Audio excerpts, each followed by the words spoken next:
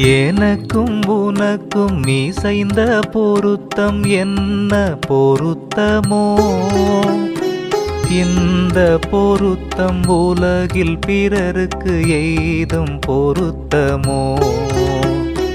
தனக்கு நிகரிங்கு இல்லாதுயர்ந்த தம்பம் ஒன்றதே, தாவி போக போக நூலின் தரத்தில் நின்றதே. கனக்க திகைப்புற்றங்கே நானும் கலங்கி வருந்தவே, கலக்கம் நீக்கி தூக்கி வைத்தாய் நீலை பொருந்தவே. கலக்கம் நீக்கி தூக்கி வைத்தாய் நீலை பொருந்தவே. எனக்கும்